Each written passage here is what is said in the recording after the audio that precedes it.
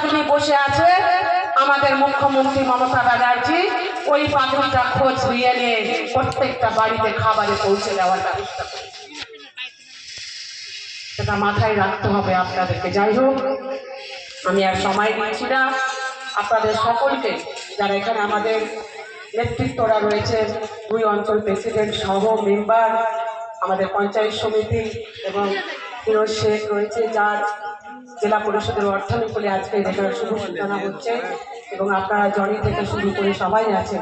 অনেকদিন পর আসলাম, এসছিলাম মাঝখানে, তো ওই সাইডে গেছিলাম, এদিকে আসা হয়নি।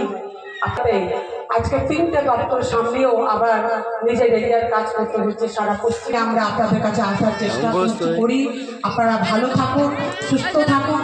এই রমজান মাস প্রত্যেকটা মানুষের তার যেন ইবাদত পূর্ণ হয়, রমজান মাসে তার রোজা যেন আল্লাহ কবুল করে প্রত্যেক মানুষের, সেটা কামনা করে, এবং আগামী দিনে আপনাদের সকলের উপস্থিতি আরও এগিয়ে নিয়ে যেতে পারি, এই দোয়া চেয়ে আমার কথা শেষ। এবার আমাদের যে রাস্তা